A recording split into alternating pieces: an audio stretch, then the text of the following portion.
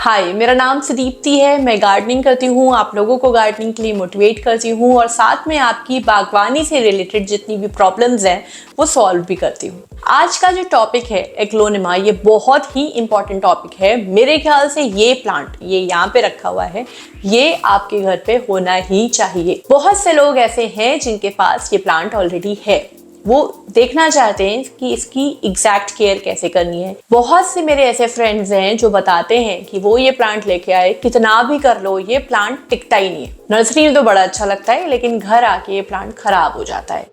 इस वीडियो में आपको A to Z complete information मिलेगी। आप अगर एक बिगिनर हो इस प्लांट को लेके या एक्सपीरियंस्ड हो, ये वीडियो आपके बहुत काम का है। तो फिर शुरू से शुरू करते हैं। Let's start.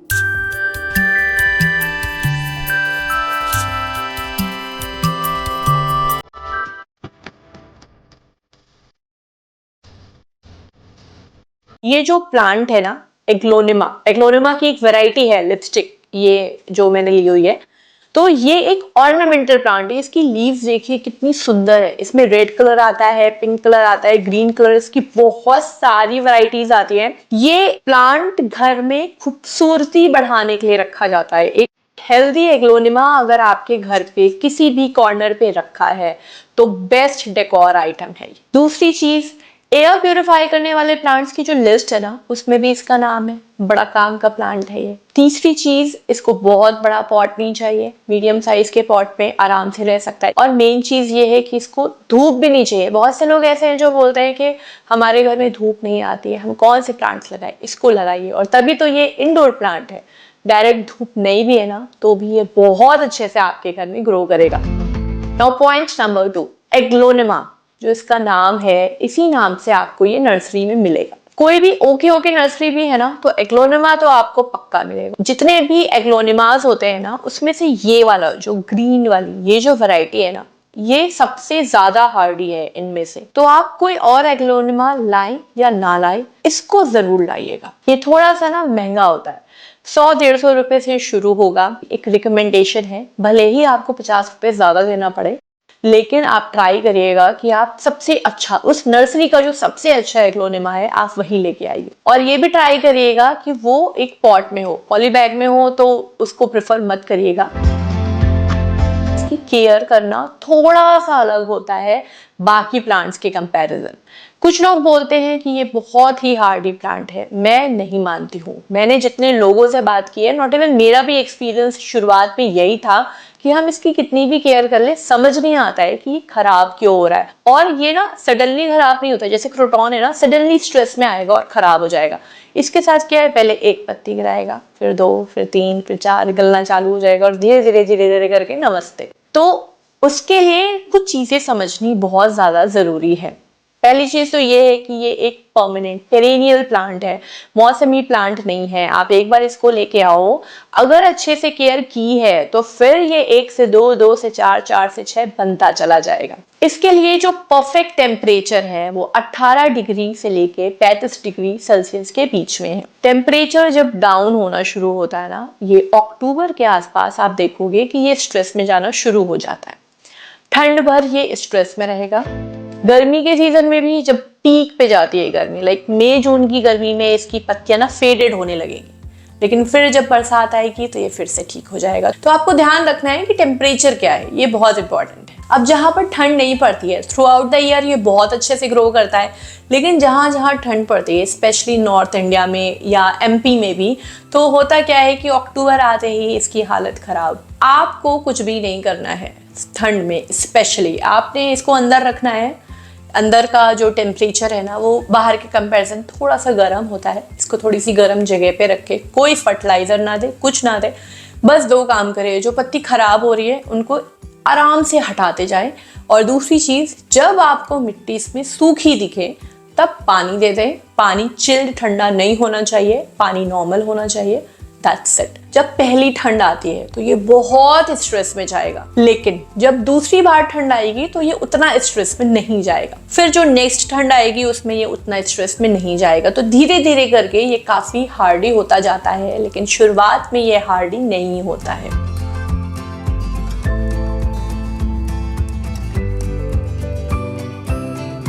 अब मैं इसके पॉट की बात करती हूँ। आप इस प्लांट को देखो, ये 6 इंच के पॉट में है और 6 इंच के पॉट में कितना घना है। इसको बड़ा पॉट बिल्कुल भी नहीं चाहिए। इसकी जो जड़ें हैं वो बहुत बड़ी नहीं होती हैं, बहुत घनी नहीं होती हैं, बहुत लंबी नहीं होती हैं। इसकी छोटी छोटी जड़ें होती हैं। आप अननेसेसरी बहुत बड़े पॉट में रख दोगे, लाइक जड़ें इतनी छोटी हैं, आप इसको 12 इंच के पॉट में रख दोगे तो होगा क्या है कि मिट्टी एक्सेस गीली रहेगी, ओवर वाटरिंग हो जाएगी और इसकी जो रूट्स हैं वो सड़ जाएंगी, प्लांट हो जाएगा खराब। कोशिश करें कि इसको छोटे ही पॉट में रखें। पॉट कौन सा लेना है ये बहुत इंपॉर्टेंट है। देखिए, इंडोर प्लांट है तो हम ट्राई करते हैं, हम शुरुआत करते हैं सेरेमिक पॉट से, बट सेरेमिक पॉट में आपका प्लांट हेल्दी रहेगा इसकी कोई गारंटी नहीं है। हाँ, मिट्टी के पॉट में अगर आप इसको लगाते हो तो आपका प्लांट मरेगा नहीं, इसकी गारंटी है। आप मिट्टी में या प्लास्टिक में, इन दोनों में से किसी में भी लगा सकते हो। मिट्टी बेस्ट है, बाकी आपकी मर्जी। ये ना एक बहुत ही स्लो ग्रोइंग प्लांट है, बहुत धीरे धीरे बढ़ता है। जब ये काफी साल तक एक ही पॉट में रहता है, ऊपर से भी जड़ें दिखने लगती हैं, नीचे से भी जड़ें निकलने लगती हैं, तभी आपको इसको रीपॉट करना है। या आपको लगता है कि पॉट में बहुत सारे इसके पप्स हो गए हैं, बहुत सारे एग्लोनिमा हो चुके हैं, आपको अलग अलग करने, तभी आप इसको बाहर निकालेंगे, वरना बाहर निकालने की कोई भी ज़रूरत नहीं है। दूसरी चीज़, अगर आप रिपॉट कर रहे हो, आपको लगता है कि रूट बाउंड हो गया है, ऊपर से नीचे से जड़ें दिख रही हैं, तो बहुत बड़े पॉट में बिल्कुल नहीं करेंगे। और वैसे भी हमें इसको घर के अंदर रखना है, फालतू में क्या बड़े पॉट में रखना है। जिसको जितनी ज़रूरत है उसको उतना ही देना चाहिए, ज़्यादा के चक्कर में खराब हो जाए। अब मैं आपको बताती हूँ कि इसके लिए परफेक्ट लोकेशन क्या है, मतलब कितनी धूप में रखना है। ये अगर मैटर आपसे सॉल्व हो गया ना तो सारी प्रॉब्लम खत्म। पहली चीज़ तो ये कि इसको ना बार बार अंदर बाहर ये तो आप बिल्कुल भी ना करें। प्लांट एक जगह जब सेट हो जाता है उसको बार बार डिस्टर्ब करें तो दिक्कत होती है, ठीक है। पहली चीज़ मैं बिल्कुल cut to cut straightforward बोलूँ तो आपको इसको तेज धूप में नहीं रखना है और अंधेरे में नहीं रखना है। अगर आपके घर में अर्ली मॉर्निंग की 2 घंटे की धूप आती है जिसमें आप खुद भी 2 घंटे धूप में बैठ सकते हो, आप उसी में एग्लोनिमा को रखोगे। अगर आपने तेज धूप में रख दिया, मतलब 9-10 बजे भी अगर तेज धूप है आपने उसमें रख दिया, तो इस प्लांट की ना पत्तियां टिप से ब्राउन होंगी, फिर पूरी ब्राउन हो जाएंगी, ये फेडेड हो जाएगा, ये स्ट्रेस में आ जाएगा। जैसे मेरा ये ग्रीन वाला है, ये थोड़ी देर के लिए तेज धूप में रखा रह गया और उसकी हालत ये हो गई है। आप इसको ब्राइट लाइट एरिया में रख सकते हो, भले ही धूप ना आ रही हो लेकिन अच्छी रोशनी हो। जैसे मेरे यहाँ पर स्टेयर्स पे मीडियम लाइट है, मैं इसमें भी रख रही हूँ। अगर आप इसको अपने घर के किसी कॉर्नर पे रखना चाहते हो लेकिन वहां पर रोशनी नहीं होती है तो आप इसको ग्रो लाइट लगा के भी रख सकते हो। जो ग्रो लाइट्स होती हैं वो इंडोर प्लांट्स के लिए ठीक है, लिंक मैं डिस्क्रिप्शन में मेंशन कर दूंगी, आप चाहें तो उसको ले सकते हो। इसकी मिट्टी ना थोड़ी सी अलग बनती है, इसकी मिट्टी ना बहुत ज़्यादा सॉफ्ट होनी चाहिए। आपने जितनी भी मिट्टी ली है साफ कर लीजिए, कंकड़ पत्थर हटा दीजिए, थोड़ा सा धूप दिखा दीजिए। जितनी मिट्टी है उतना ही आपको कोकोपीट लेना है और जितना आपने कोकोपीट या मिट्टी ली है उतना ही आपको कोई भी कंपोस्ट लेना है। आप काउडंग कंपोस्ट ले सकते हो, आप वर्मी कंपोस्ट ले सकते हो, कोई भी कंपोस्ट ले सकते हो। जितना ये कंपोस्ट है ना उसका 1/4 आपको बालू लेनी है, यानी कि सैंड।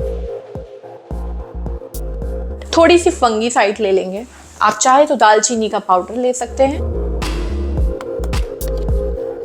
ये मिट्टी तैयार है एग्लोनिमा के लिए। देखिए, परलाइट, वर्मीकुलाइट वगैरह ऐड करके भी हम मिट्टी बना सकते हैं, बट अननेसेसरी ये चीज़ें मैंने नहीं डाली है क्योंकि सबके घर में ये चीज़ें अवेलेबल नहीं होती है। जो मोस्ट कॉमन चीज़ें हैं गार्डनिंग में जो अवेलेबल होती हैं मैंने उसी से बताई है, एंड दिस इज सफिशिएंट। मेरे सारे एग्लोनिमास इसी में ही हैं और बहुत अच्छे से।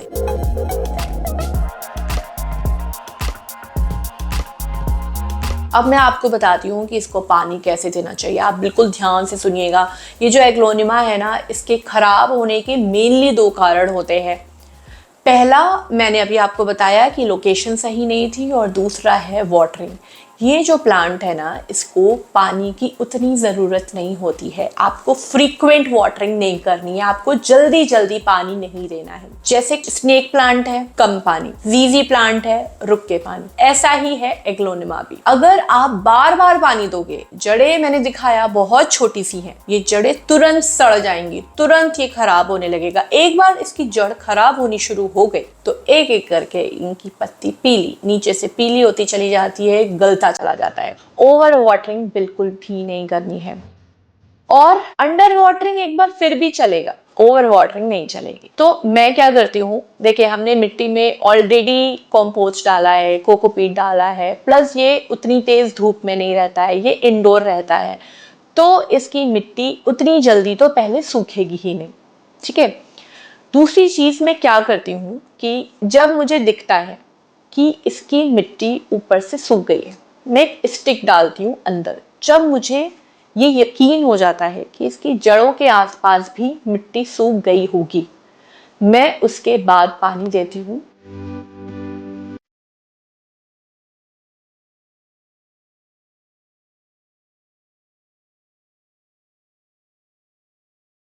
और जैसे ही पानी देती हूँ, वो पानी तुरंत नीचे से निकल जाना चाहिए। मतलब पॉट छोटा है, हमने पानी दिया, पानी सट से निकलना चाहिए।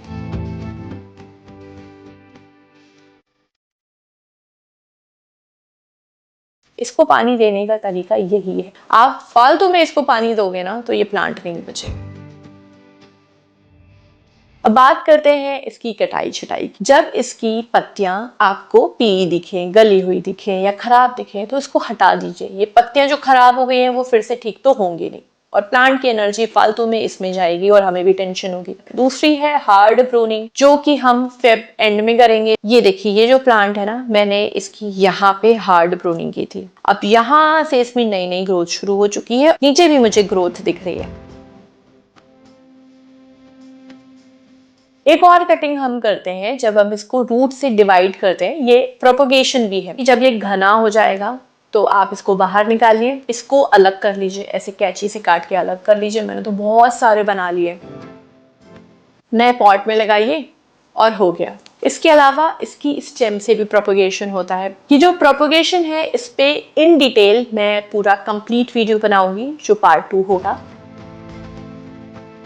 इस प्लांट के लिए ना फर्टिलाइजर्स की नीड बहुत कम होती है, क्योंकि ये एक स्लो ग्रोइंग प्लांट है। मैं इसमें मेनली 2 फर्टिलाइजर्स ही देती हूँ, और अगर आप फर्टिलाइजर दे रहे हैं तो आप इससे ये तो उम्मीद मत करिएगा कि बड़ी तेजी से बढ़ जाएगा। आज मैं फर्टिलाइजर दे रहा हूँ और 2-3 दिन बाद ये बड़ा घना हो जाएगा, बड़ा हो जाएगा, ऐसा कुछ भी नहीं होता है।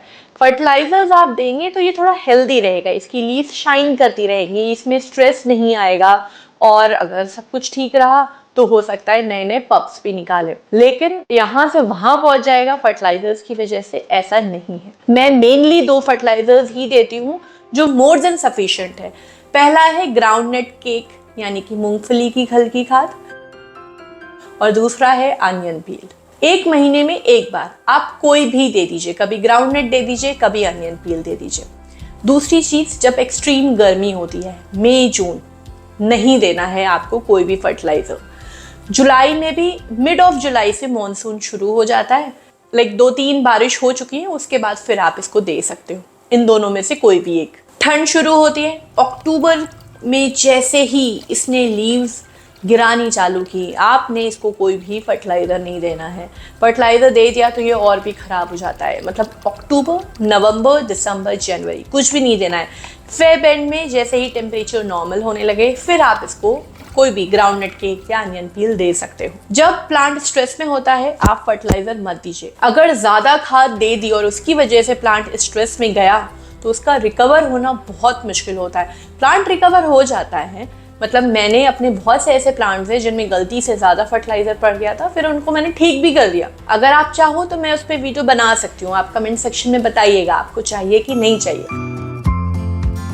अब एक सवाल उठता है कि हम इसको घना कैसे बनाएं। देखिए, सबसे पहली चीज़ तो ये है कि अगर आप चाहें नर्सरी से प्लांट को ला रहे हैं तो ऐसा प्लांट खरीदिए जिसमें ऑलरेडी पॉट में 3-4 पप्स हो, ठीक है, तो नेचुरली आपका प्लांट हेल्दी दिखेगा।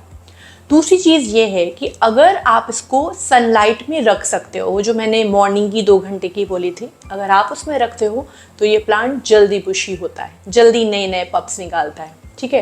तीसरी चीज़, अगर आप इसको छोटे पॉट में रखते हो ना तो पप्स जल्दी निकलते हैं। एक्चुअली पहले ये रूट बाउंड होता है, मतलब रूट्स फैलाता है। जब रूट्स अच्छे से फैल जाती हैं उसके बाद अंदर से छोटे छोटे बेबीज निकलते हैं। तो अगर आप इसको छोटे पॉट में रखोगे तो इसमें से जल्दी जल्दी पप्स निकलेंगे और ये जल्दी जल्दी घना होगा। और चौथी चीज़ ये है कि मिट्टी अगर आपने सॉफ्ट रखी है तब तो ग्रोथ भी अच्छी होगी और इसमें पप्स भी जल्दी जल्दी निकलेंगे। जैसे मिट्टी मैंने बताई है वैसे बनाइएगा। नाउ अब एक बहुत इंपॉर्टेंट चीज़ है कि अगर आपका प्लांट स्ट्रेस में है तो इसको ठीक कैसे कर। देखिए, अक्टूबर के आसपास ये अपनी लीव्स गिराने लगेगा। आप कुछ नहीं कर सकते हो इसको, अगर आपने बाहर रखा है अंदर रख लीजिए, दैट्स इट। दूसरी चीज़ ये है कि आपने चेक करना है कि जो लीव्स गिर रही हैं वो अगर सॉफ्ट है, जैसे ये पत्ती जो है ना ये काफ़ी ऐसे क्रिस्पी सी है, तो ये ओवर वाटरिंग की वजह से नहीं है, ये धूप की वजह से इसका पानी उड़ गया। लेकिन अगर सॉफ्ट है तो ये 100% रीज़न है रूट रॉट का, रूट्स सड़ रही हैं और इसमें most of the time reason होता है ओवर वाटरिंग। तो इस पे पानी आप रोक दीजिए। हो सकता है कि आपने रिसेंटली कोई फर्टिलाइजर दिया है जो स्ट्रॉन्ग है जिसकी वजह से पत्तियां खराब हो। अब इन दोनों ही केसेस में आपको क्या करना है, प्लांट को बाहर निकालिए, मिट्टी विट्टी हटाइए और दूसरे पॉट में जो मिट्टी मैंने बताई है उसमें लगाइए और पानी मत दीजिए कम से कम 2-3 दिन। रिपोर्ट के बाद भी मत दीजिए। 2-3 दिन के बाद आपको इसमें पानी देना है और इसको पूरी इस प्रोसेस में शेड में रखना है। ये प्लांट ना हर चीज बहुत स्लो करता है, जैसे स्लोथ होते हैं ना, स्लो स्लो स्लो, ग्रोथ भी स्लो और जो खराब हो रहा है वो भी स्लो, रिकवर भी स्लो। होता क्या है, रिकवर हो ही रहा होता है, आप लोग पानी डाल देते हो, रिकवर हो ही रहा है, फर्टिलाइजर डाल देते हो, इसमें ये और ख़राब हो जाता है। पार्ट 1 में मैंने आपको कंप्लीट केयर बताई है कि एग्लोनिमा की केयर कैसी करनी चाहिए। ये वीडियो अगर आप यहाँ तक देख रहे हो, आपको अच्छा लगा है और अगर आपको लगा है कि अब मैं एग्लोनिमा की केयर कर पाऊंगा या कर पाऊंगी तो प्लीज़ वीडियो को शेयर ज़रूर करिएगा। और अगर आप उस पर वीडियो चाहते हो कि प्लांट अगर फर्टिलाइजर्स की वजह से स्ट्रेस में गया है उसको कैसे रिकवर करें, तो आप कमेंट सेक्शन में बताइए, मैं ज़रूर वीडियो बनाऊंगी। नेक्स्ट वीडियो भी बहुत इंटरेस्टिंग है, ऐसे ही सपोर्ट बनाए रहें। So make your own garden, be safe and stay connected. Bye bye.